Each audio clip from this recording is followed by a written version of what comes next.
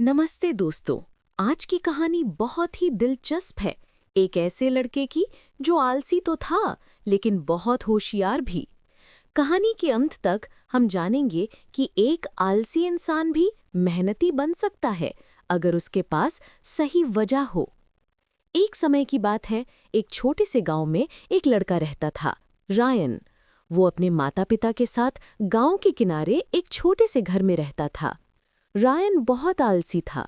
हर दिन वो अपने पिता के साथ खेत में जाता था, लेकिन उसका काम बस एक ही था, चिड़ियों को भगाना ताकि वे धान के खेत ना खा जाएं। ज्यादातर लोग लकड़ियां गुलेल से चिड़ियां भगाते थे, लेकिन रायन तो ज्यादा हिलना भी नहीं चाहता था। इसलिए उसने एक अजीब तरीका निकाला। उसने खेत के अलग अलग कोनों में लकड़ी के डंडे गाड़ दिए और उन डंडों को रस्सी से जोड़ दिया। अब वो लेटे लेटे रस्सी खींचकर चिड़ियों को भगा सकता था। वो आराम से लेट जाता और काम भी हो जाता। उसके पिता उसके आलस को देखकर थोड़े चिंतित रहते थे। वो सोचते थे, अगर मैं बीमार पड़ गया तो रायन अकेले सब कैसे संभालेगा। लेकिन चूंकि रायन किसी तरह अपना काम पूरा कर ही लेता था, इसलिए पिता ने कभी ज्यादा डांटा नहीं। फिर एक दिन गर्मियों के मौसम में उसके पिता सच में बीमार पड़ गए। अब पूरा खेत रायन को अकेले संभालना था। वो कोशिश करता रहा, लेकिन वो मेहनत करने का आदी नहीं था। कुछ ही हफ्तों में फसल सूखने लगी क्योंकि पानी की कमी थी और रायन अकेले नहीं संभाल पाया।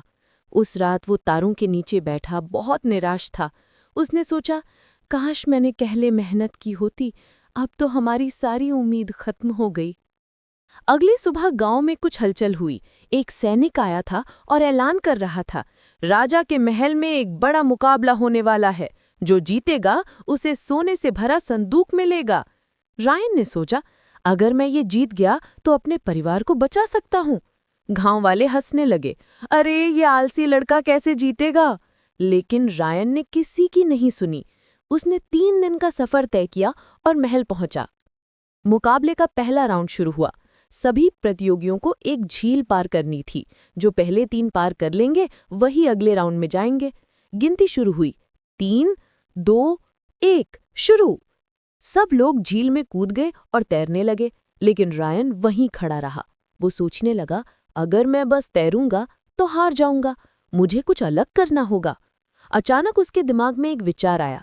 वो जंगल में भागा, कुछ टूटी टहनियां ली और उनसे एक छोटी नाव बना ली।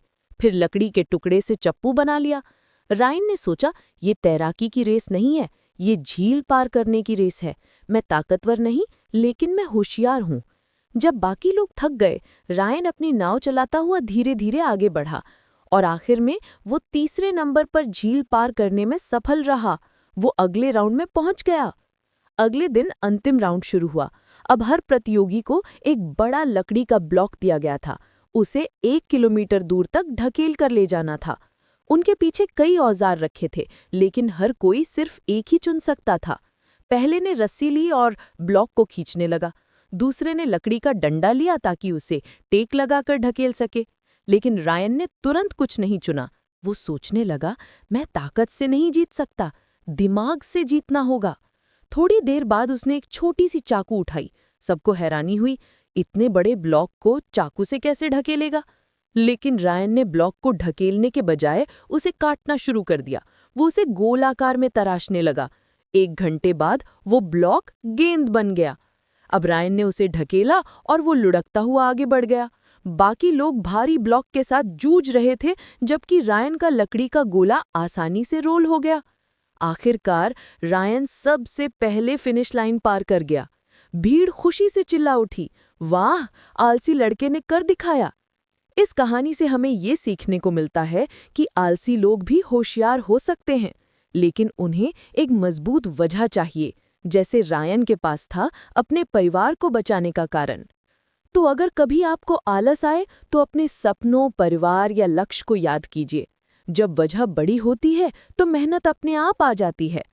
अगर आपको ये कहानी पसंद आई हो तो लाइक, कमेंट और सब्सक्राइब जरूर करें ताकि हम और ऐसी प्रेरणादायी कहानियां लाते रहें। धन्यवाद और अगली कहानी में फिर मिलते हैं।